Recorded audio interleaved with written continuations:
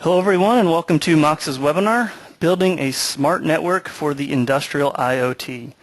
I'm Martin McHugh and I'll be your moderator today. If you have any questions at any time during the webinar, please use the questions pane by simply typing in your question and clicking send.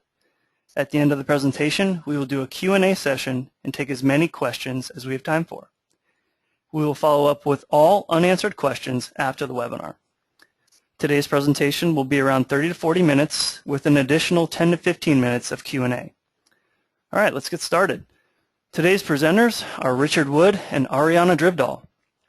Rich is the Product Marketing Manager of Industrial Ethernet Infrastructure for Moxa Americas.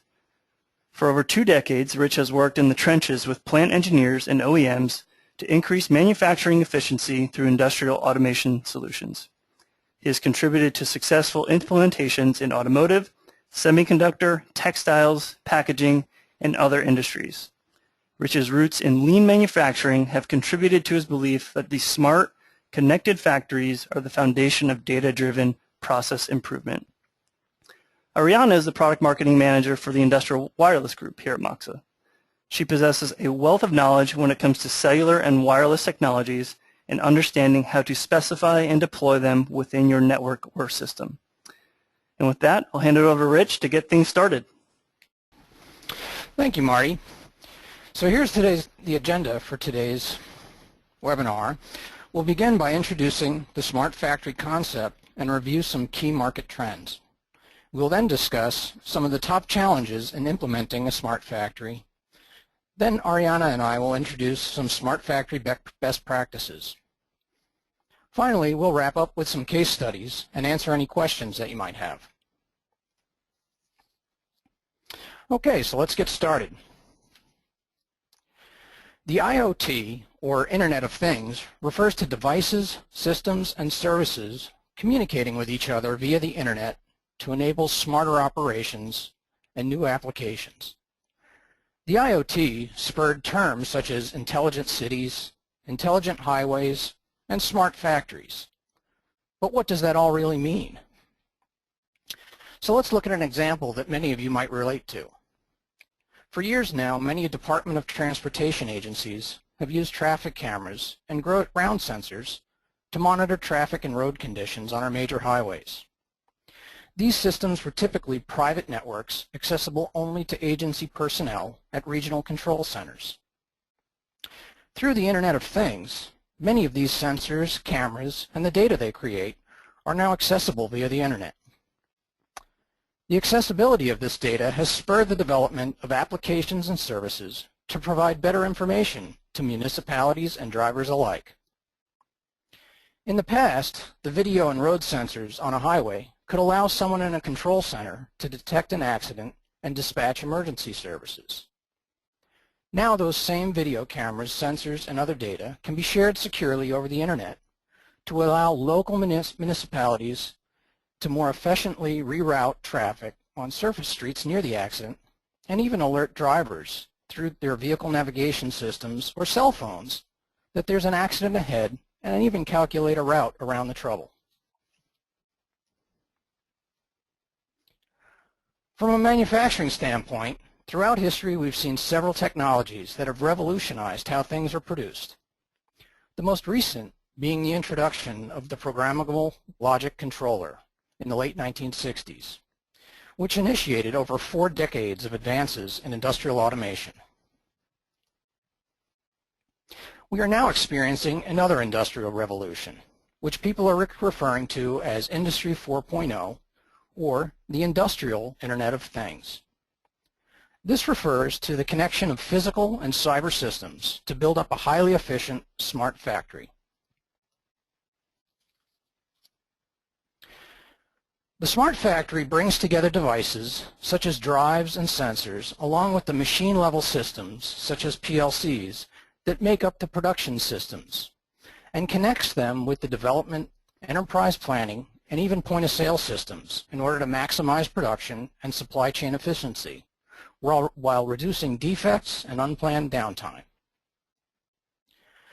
From a consumer point of view, smart factories result in more varieties made available faster and at a lower cost.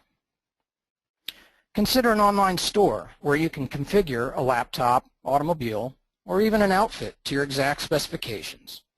Once you make your purchase, this information goes directly to the factory floor where your order is produced, packaged, and shipped the same day, often for the same price as a standard off-the-shelf model.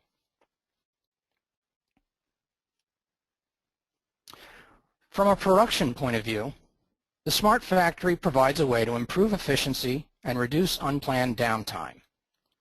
Data from temperature and vibration sensors on a machine, combined with the historical or statistical data, can predict when a component needs to be replaced so that it can be replaced during a scheduled routine maintenance rather than waiting for it to fail and shut down the line. Automated warehouses automatically organize incoming orders and route stock pickers through the shelves using the most efficient route. RFID tags and barcode scanners track inventory through the production process to final assembly and packaging and allow consumers to track their orders from entry to delivery at their doorstep. The factory of the future is a compelling vision, but unless you're building a new factory from scratch, the challenge will be connecting the various devices, systems, and production-level networks together in a way that they can maintain their intended functions, yet communicate useful information to the other systems and networks. A common communication language or protocol is needed to facilitate these connections. That standard is Industrial Ethernet. Industrial Ethernet is now becoming the backbone for connecting legacy devices, control systems, and production networks to the enterprise planning and supply chain systems. As companies recognize the benefits of a connected factory and begin the journey towards implementation, there are some challenges to consider. The first is recognizing that most manufacturing engineers are not networking experts, and that the IT personnel at the enterprise level typically have little experience in the specialized needs of industrial networks. Since most of the manufacturing people are typically held accountable for keeping the factory running, the network equipment needs to be simple to install and configure with user interfaces that are familiar to what they're used to seeing in the production equipment and systems. The second is that industrial networks require much higher standards for reliability and availability. They need to be designed with redundancies so that the network cannot be taken down by a single point of failure. The components that comprise the network need to be designed to operate reliably in harsh environments found on the production floor, and they need to protect critical devices from unauthorized access. While an outage of 5 minutes in an enterprise environment may be inconvenient, it is tolerable and maybe even commonplace. In a production environment, an outage of less than a second can shut down an entire line. While these systems need to be designed to minimize the probability of network errors, in the event there is a problem, they also must be easy to troubleshoot and repair. This brings us to our first poll question. What are your biggest challenges in implementing a smart connected factory? Network security, network management, network availability or reliability, or integration with existing networks?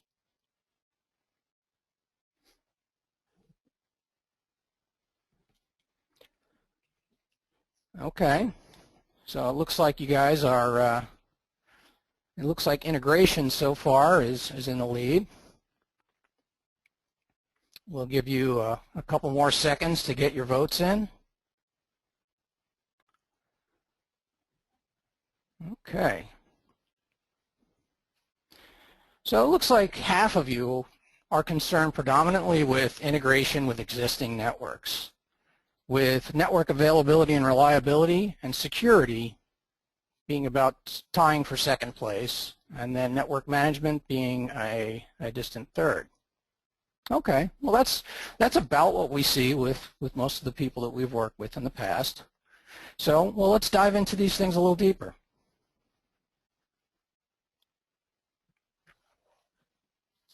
Okay, so based on our experience with other manufacturers, here's a model that we developed based on the priorities of production facilities to help in the design and deployment of industrial networks that connect those edge devices and control systems to enterprise-level networks while addressing those main concerns that we outlined previously.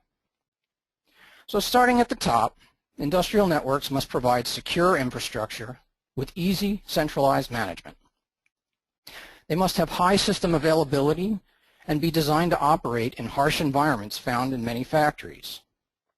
And finally, they must integrate with the enterprise and other systems that rely on the information they provide. So let's look at some best practices for each of these elements.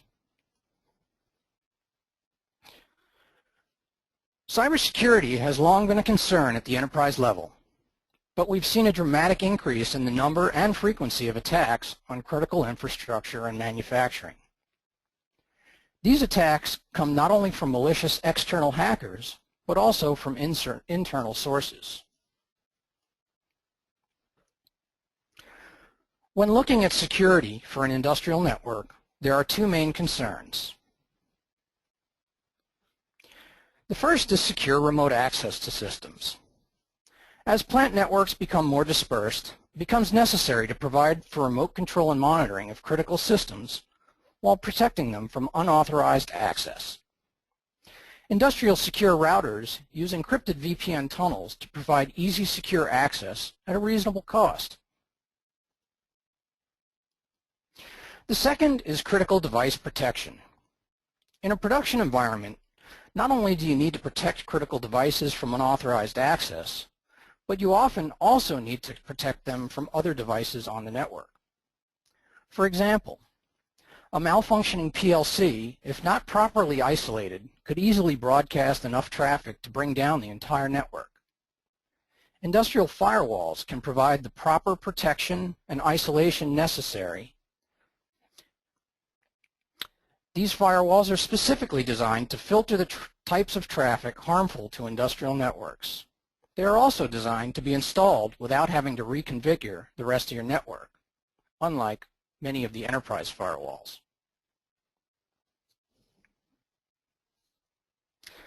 When it comes to implementing and configuring an industrial network, individually configuring multiple devices located throughout the factory can be frustrating and time-consuming.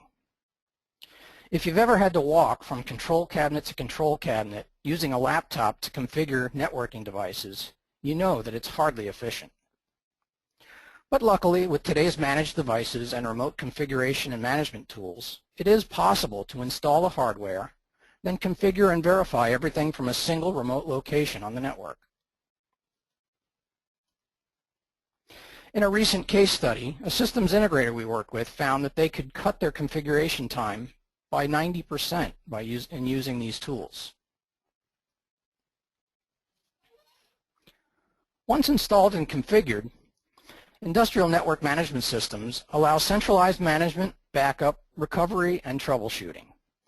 These systems are similar to enterprise network management systems, but with a few important differences. Enterprise network management systems are designed for IT experts, not industrial engineers and maintenance personnel. They provide lists of technical data and show the logical links within a network, and typically only give you periodic data about the network health and the health of the devices on the network.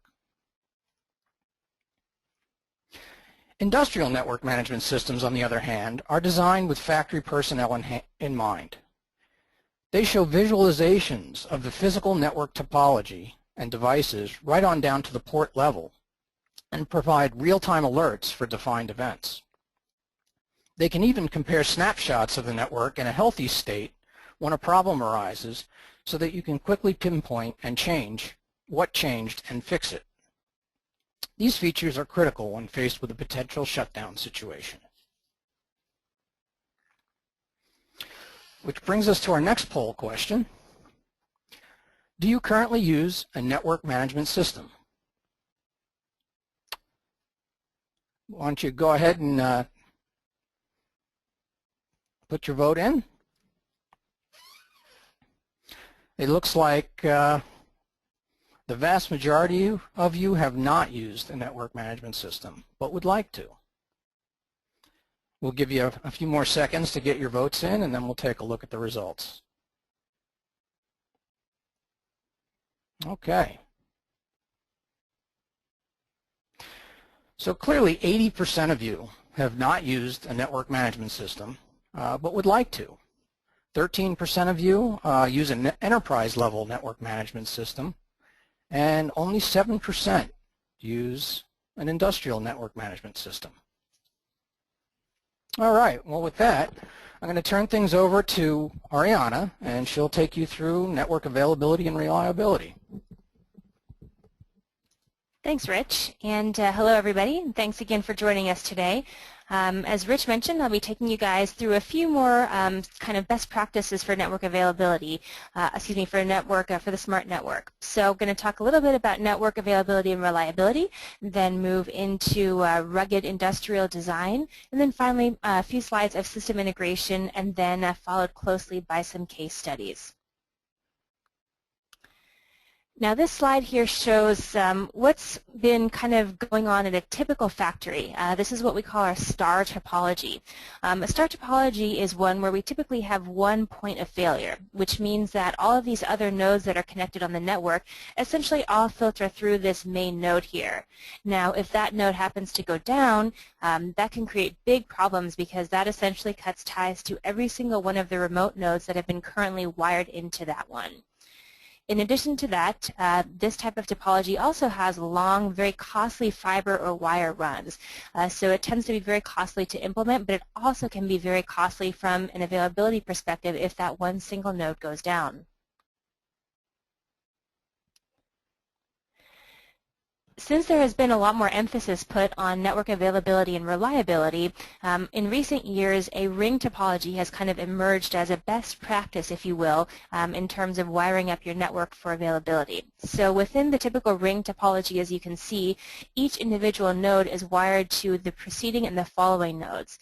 What this means is that if you have any kind of a failure at any one of those nodes, there is still an alternate path that basically will go around the entire network to have its data still reach its destination. So no longer do you have that single point of failure. You now have a much higher availability and a much better chance of your data going to where it needs to go if you have that point of failure. In addition to that, since you're not hardwiring directly from one master node to each remote node, you save a tremendous amount on wiring costs as well. The amount of cable runs that have to take place is going to be significantly reduced from the previous star type topology. Now, once you have chosen a redundant type of topology, it's important to note what type of redundancy you want. Now, we classify these as three kind of typical cases. One is non-time critical, one is real-time, and one is isochronous real-time. The types of applications for each of those differs, of course, depending on the amount of recovery time that needs to take place. We typically classify the non-time critical applications as ones that are okay with any kind of recovery time less than 1 second. These are going to be any kind of non-time critical applications, or applications in which if your network goes down for around a second, you won't have serious implications. We move then into real-time, and real-time redundancy is what's typically classified as less than 100 milliseconds. This is very common in factory environments for process or factory automation. These types of applications do have the ability to have a little bit of flexibility in terms of the recovery time, but that's typically going to be no longer than 100 milliseconds. Finally, the isochronous real-time, which is less than 1 millisecond, is for extremely mission-critical type applications like motion control. So if you can't afford to have any kind of downtime, then this is the type of redundancy that you're going to want to look at for your network. Typically, what we recommend when we talk to people about redundancy is we recommend that the network switch recovery time is going to be less than your maximum acceptable system downtime, and we also call this grace time. Now, this is an example that we like to show, and this is essentially a control system that is communicating with PLCs. And those PLCs are in communication with the control system approximately every 50 milliseconds, and that's just to check system availability to make sure everything's up and running properly. Now, if the network recovery time were to be larger than 50 milliseconds, then the control system would basically treat the PLCs as malfunctioning or in a malfunctioning state. If that state is then detected, it will basically shut down the entire system to prevent damage from a production line. Now, in that same scenario, if the network recovery time happened to be less than 50 milliseconds, then the control system will still communicate with the PLCs normally. What this means is you won't have any shutdowns and the system will continue without interruption. In this type of case, we say this is basically a real-time redundancy requirement. Now, there are two types of redundancy that can take place within this. There's what we call our mesh and our ring. The ring, of course, being the example that we just showed. This goes into a little bit more detail about each of these types of redundancy. So there are pros and cons of each. Mesh is it's a good reliability. It has very high resilience, and one of the biggest benefits of that is that it's a standard protocol, meaning it is interoperable between different vendors of hardware. One of the downsides of a mesh type of a topology is that it has a very slow recovery time, so it's basically on the second level, so it's not really appropriate for any kind of real-time redundancy requirements.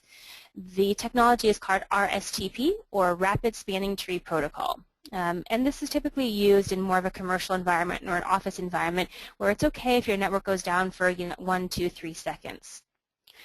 Again, what we're seeing a lot more in smart factories is this ring-level topology for redundancy. And on this type of topology, you're talking millisecond-level recovery time, and it also tends to be a lower cost. Now, the problem with ring-type topology is that, A, you have limited scale, and B, these are typically isolated to a single hardware vendor, which means that if you have different vendors of hardware within your factory, you typically can't use this type of topology with those vendors together. Now, there are some standards that we call general standards, and they're fast recovery. And again, RSTP at 20 milliseconds. So, you can see definitely the difference. And of course, that ring topology is a lot more appropriate in any kind of industrial or more mission-critical applications. Now, another best practice for having, availability is to make sure that you have a very fast boot up time on the devices that are running on the network. What we've seen is that a typical boot up time for a PLC is going to be roughly around 20 seconds. Most switches, especially those on the commercial or the enterprise side, will take anywhere from 40 seconds to about 1.5 minutes to boot up. And that's significantly longer than a common industrial PLC. If you compare that to industrial Ethernet switches, which typically will have a boot up time of around 10 seconds, you can see that's a significantly faster boot up time. Now, what we typically recommend for best practice is that the time for switches to boot up should be shorter than the PLC in order to make sure that the stability of the network is in place. Now, this is especially important with safety PLCs that will basically shut down the entire network, the safety network, if the network devices are not already up and running. Some of the benefits of this, of course, the higher system availability and the lower maintenance cost, and then, of course, prevention of unnecessary alarm messages. So it's very key when you're selecting a piece of hardware or an Ethernet switch for your network that you always want to make sure you know how much the boot up time is, again, as that will affect the other devices on your network.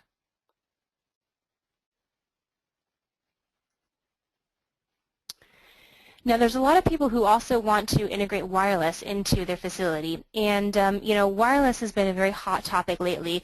You have people who absolutely love it and who implement it everywhere they can, and then you have those people who are kind of hesitant to try it because they're not sure about the reliability or the availability of it.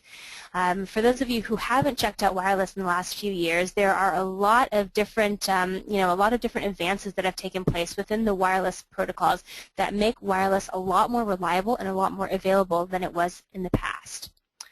One of those ways that wireless has become a lot more available and reliable is seamless communication. You may also hear this referred to as roaming.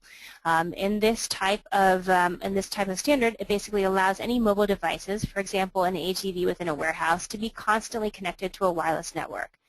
The way that it does that is that these devices that are connected to the AGVs, we'll call them clients, they essentially will be constantly scanning for a stronger network or a stronger network signal from another access point. Now, when the access point that they're currently connected to reaches a predefined threshold, they will basically try to authenticate to that second access point while still connected to that first access point. Then what happens is, as they're moving away from that first access point again, they're already connected to that second access point, and that allows them to switch over very, very rapidly. In this way, you basically don't lose much time at all when you're switching from access point to access point. Now, you contrast that with the way that wireless has been in the past. If you do not have a roaming optimized device, it can take anywhere from 5 to 10, even 15 seconds sometimes to move from one access point to the next. The reason for that is because those devices typically will need to completely disconnect in order to reconnect to a new network. So having this seamless communication and roaming technology allows those devices to be connected at a constant time. In terms of reliability, there have been new advances which allow zero packet loss when you're talking about wireless communication. And what this is it's basically a redundant wireless type of a technology. Now, traditionally in the past, there has been only a single RF or a single radio device. And what happens is when something comes and interrupts that transmission, whether it be from interference, whether it be from a network loss, what have you, basically that entire wireless network can go down. Now, to get around that, there are available nowadays what are called dual RF or dual radio devices. And what happens with these devices is you have one radio that transmits on one frequency, say 2.4 gigahertz, and you have a second that transmits on another frequency, for example, 5 gigahertz. Now, if you get interference, for example, on that 2.4 gigahertz network, because you're still broadcasting on the 5 gigahertz network, that data is still able to go through. So it makes the packet loss pretty much close to zero when you use this type of technology in a wireless environment.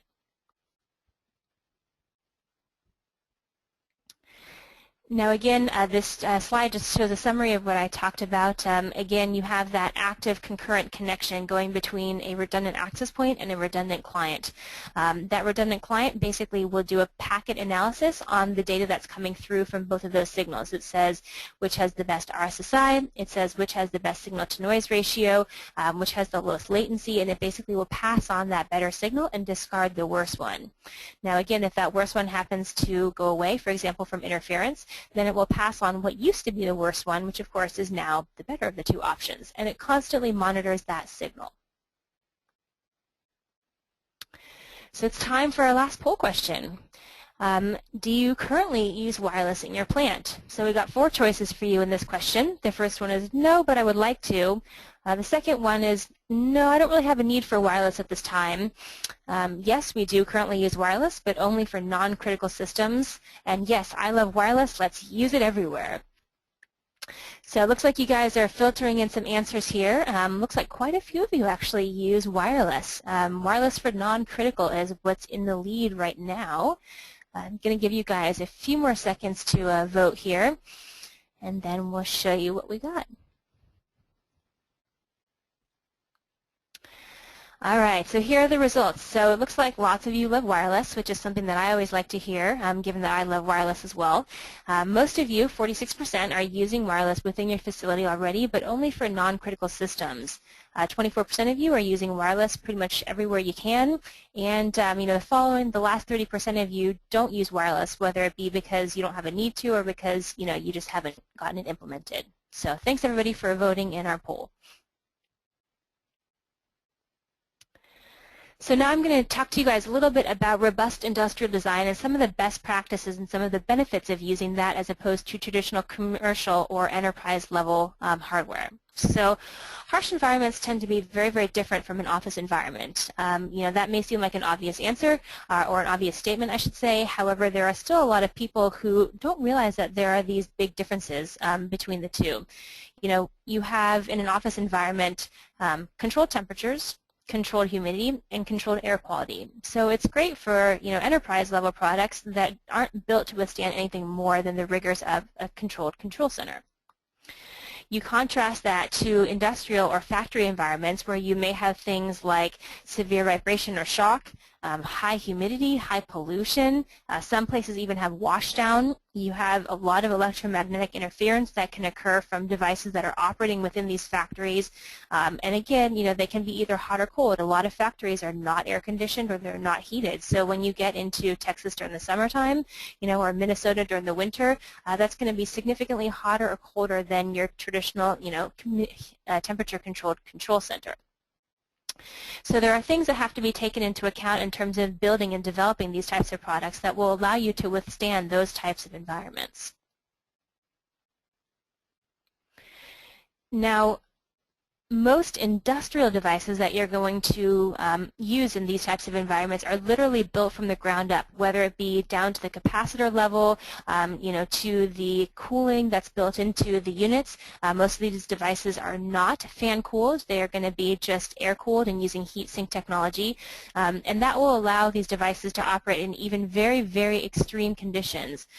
We've seen them operating everywhere from a pipeline monitoring system in Russia, which reaches temperatures of -40 Celsius in the winter. And I don't know about you guys, but I would not want to be anywhere near a -40 degrees Celsius temperature range in the winter. But industrial hardware loves it. They don't have any problem with it. Same thing, all the way up to the drilling in Saudi Arabia, which goes up to 75 degrees Celsius in the summertime. Extremely hot. It's not an environment that any human would want to be in for any sustained period of time, and yet these industrial switches are able to function in this type of environment very, very easily. Of course, you would never want to put any kind of commercial or enterprise level devices into these environments because you would see multiple failures on a pretty rapid level. Now, the final topic that we want to talk about is integration with control level networks, or system integration. So there has been, a very big trend into integrating legacy devices or different types of networks into a plant floor network. Rich kind of talked about it in one of his poll questions, and it seemed like a lot of you guys were concerned with system integration. So I want to just take a couple slides to talk about how you can do that a little bit easier and more efficiently. Now, a lot of people want to integrate some sort of SCADA system into, a plant floor or a controller field level type of a network. Now, there are a lot of different types of industrial protocols that are on the market, some of the most common ones being Profinet, Ethernet IP, and Modbus TCP. Now, these networks on their own are wonderful, but if you have devices that have the ability to bring those into an enterprise or into a plant-wide network, you increase the amount of efficiency that you have for your network. Now, there are a lot of industrial automation-specific switches that actually enable these protocols by default, which makes them plug and play. Now, that's not typically a statement that you would associate with any of these industrial protocols. However, these switches and these devices make it really easy to actually integrate those protocols into a plant-wide network, essentially by setting, presetting a different parameters that you would normally need to run those types of networks already in the switches when you purchase them. So there's a lot less configuration and a lot less effort that has to be put into, the IT or whoever is managing that plant-wide network.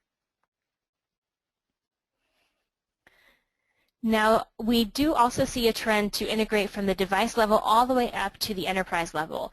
More and more people are trying to do top floor to shop floor, as we like to call it, which means that their commercial or their IT department wants to operate everything from the offices all the way down to the plant floor and make it easy to manage and to see what's going on at all of those levels. Now, we typically, when we say a field level, we say, this is basically a device server, so serial-based products like sensors, actuators, or remote I/O. You also can integrate the control level networks, and we typically refer to those as PLCs, PACs, drives, or CMs.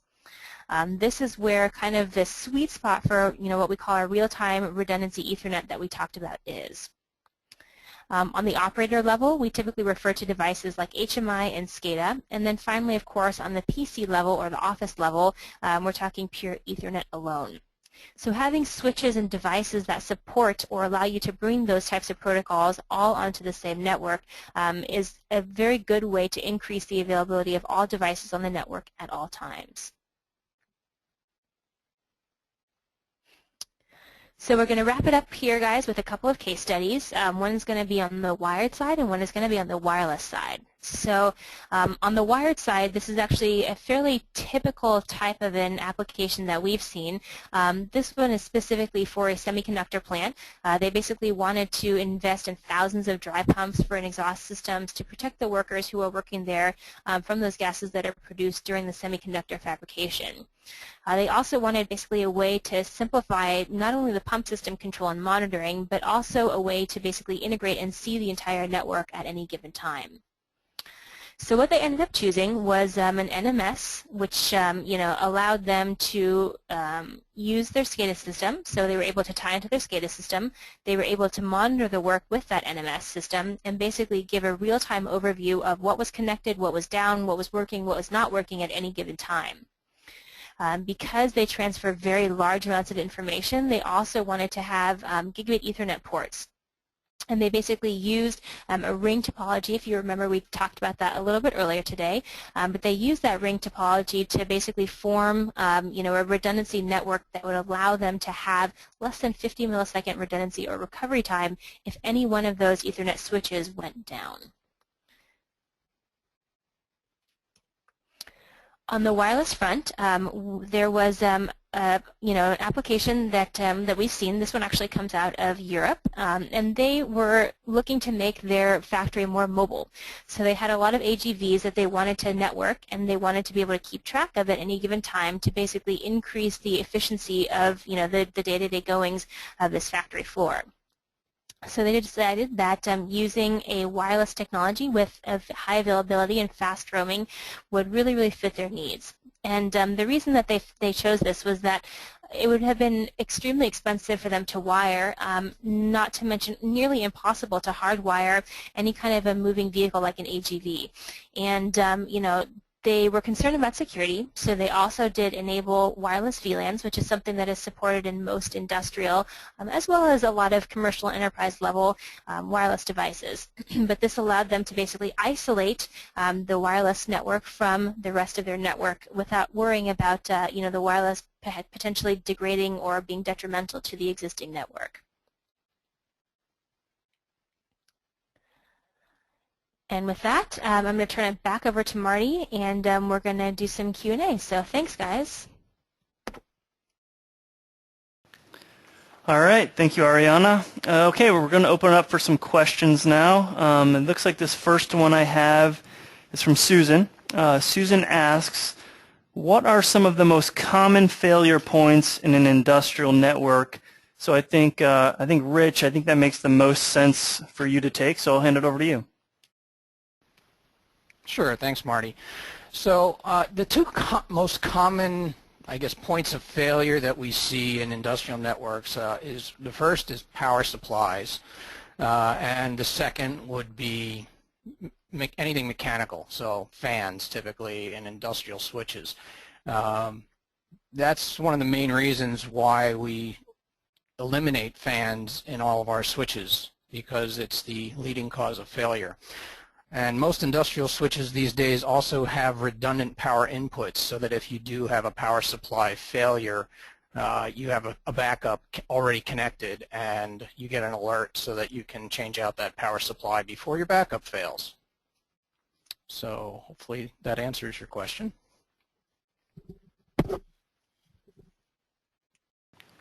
Great, thanks, Rich. This next question, it looks like I have from Tom. He wants to know, what can I do to make sure my wireless connection is free from interference? So wireless, Ariana, I'm going to hand it over to you. Thanks, Marty, and thanks for the question, Tom. It's a great question. There are many things that you can actually do to help avoid interference. When we talk about wireless interference, there's basically three types of interference. We call them narrowband, broadband, and co-channel interference. Narrowband typically isn't something that affects wireless performance, but the two biggies that we do need to be concerned about are broadband as well as co-channel. Now, broadband is considered to be any kind of interference that comes from an external source that's not another wireless network. It could be anything within a factory. It could be, a motor that's spinning up. It could be even something as as benign as Bluetooth or even a microwave oven, believe it or not. Microwave ovens tend to be extremely detrimental to wireless networks. So what we typically recommend is you make sure that your wireless networks are not in the vicinity of anything like that. So if you have a lunchroom on the opposite side of a wall where you're looking to place wireless, perhaps that's not the best of ideas if there's an industrial microwave there, for example. If you have any additional devices that you know are going to create a lot of noise, you want to maybe try to isolate your network or put it away from those devices. But the biggie is actually co-channel interference, and this happens to be the biggest issue with interference within wireless. Co-channel interference is basically classified as any kind of interference that comes from other wireless networks in the area. Now, a lot of people don't realize, but when you're talking about 2.4 gigahertz, which is the most common frequency used for Wi-Fi, within 2.4 gigahertz there are only 3 channels that don't overlap, and pretty much every manufacturer in the world will set their devices by default to one of those 3 channels. Those are 1, 6, and 11.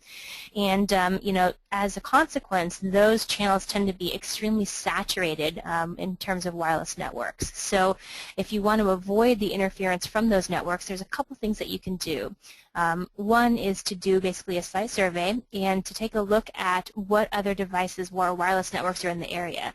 Now, you can use any kind of site survey tools. Some phones even have it. You can get some online. A lot of people have corporate ones, but it's just a good way to basically see what channels or what frequencies are already being in use and plan your wireless network around those frequencies. The other thing that you can do is move your network to 5 gigahertz, and this is something that we've been seeing a big trend in with the industrial space, is a lot of people moving to 5 gigahertz.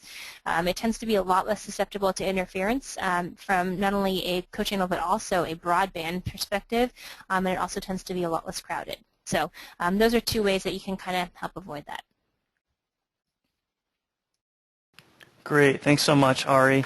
The next question I have is from Kalen. This question, it may be a little bit more Moxa specific, but maybe hopefully we can elaborate to include more switches. But his question is, what is the longest time that a Moxa managed switch, I'll open that up to include managed switches in general, should take to boot up? So I'm going to actually pass that back to Rich. I think that's right up your alley. Go for it. Thanks, Marty. So we break down switches into a couple of different categories.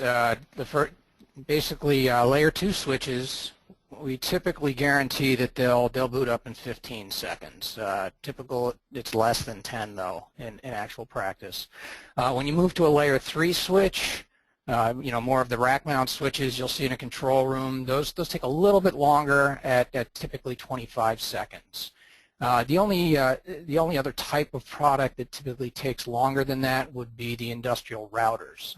Industrial routers do run off software, and so much like your PC, they take a little longer to boot up, typically between 1 and 2 minutes. So typically we recommend that typically at the shop floor level where you're integrating with the types of equipment that needs a fast boot up, you're typically dealing with a layer 2 edge switch, so you're at less than 15 seconds. Certainly if you're using an industrial router, you want to make sure that it's placed in a way so that it has the time to boot up without interfering with your critical devices. Great, thanks, Rich. This next question from Mike, he asks, if I already have one network vendor in my plant, do I need to continue using their technology to have a redundant network? So maybe I think that's another one for you, Rich. Sure, that's a great question. We run across that all the time. In fact, it's fairly common. Typically, when you're interfacing with the enterprise level networks, that kind of that control room might use an RSTP protocol, but as you get out into the factory itself, you need faster recovery times. So Moxa has a chain technology that works very similarly to the ring, but it also allows you to connect to other types of redundant technologies so that you get the fast recovery in the parts of the network that you need it without having to convert the entire plant to a specific protocol.